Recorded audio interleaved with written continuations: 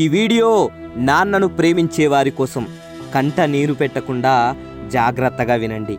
నాన్నకు ప్రేమతో. నాన్నకు ఏడవడం తెలీదు. తన భార్య పిల్లల్ని పోషించడానికి గొడ్డులా పనిచేయడం మాత్రం తెలుసు. తన బ్రతుకు ఎలా ఉన్నా బాధపడడు.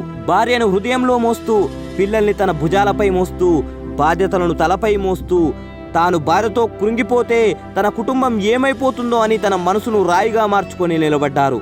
నాన్న మనసు కఠినమని అనుకొని ఉంటాం. మనం భార్యతో కృంగిపోతున్నప్పుడు మొదట నాన్న చేయి మాత్రమే ఆసరాగా కోరుకుంటాం.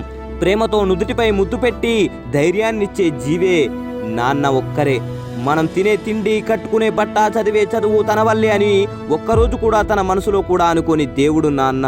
మన ముందు మన గురించి 4 మాటలు కూడా మాట్లాడని నాన్న నలుగురితో మన గురించి చాలా గొప్పగా గంటలు గంటలు మాట్లాడుతారు. జీవితంలో మనల్ని ముందుకు నడిపించి తాను వెనుక ఉండి చేయుతనివ్వడమే నాన్నకు సంతోషం. నాన్నకు తన ప్రేమను వ్యక్తం చేయడం తెలీదు. పిల్లలకు చదువునిస్తే చెప్పిన మాట వినరని కాస్త కఠినంగా ఉంటారు. నటించడం తెలీదు. తన కష్టాన్ని మనకు తెలియపరచరు. తనకు ఆశించడం తెలియదు, ఇవ్వడం తెలుసు. వృద్ధాప్యంలో కూడా తన కొడుకు ఇంట్లో తనకు చేతనైన సహాయాన్ని చేస్తూ తన కోడల్ని కూతురులా చూసుకునే తండ్రులెందరో. తనని వృద్ధాశ్రమంలో చేరుస్తున్న కంట తడపెట్టని జీవే నాన్న. అప్పుడు కూడా బిడ్డల సంతోషాన్నే కోరుకునే నిజమైన దైవం నాన్నే.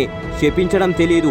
ప్రేమను, బాధను, ఆప్యాయతను, గౌరవాన్ని, కోపాన్ని కూడా వారున్నప్పుడే వారికి అందించండి. ఒకవేళ మీ మిత్రుని తండ్రి చనిపోతే వారు పడే బాధను చూసి మీరు మీ నాన్నను అక్కున చేర్చుకోవాలని పరుగున నాన్న ఇంటికి వెళితే ఆ ఇంట్లో నాన్న నవ్వుతూ కనబడవచ్చు. పూలమాల వేసిన ఫోటోలో అక్కడ కూడా నవ్వుతూనే ఉంటారు. ఎందుకంటే నాన్నకు ఏడవటం రాదు.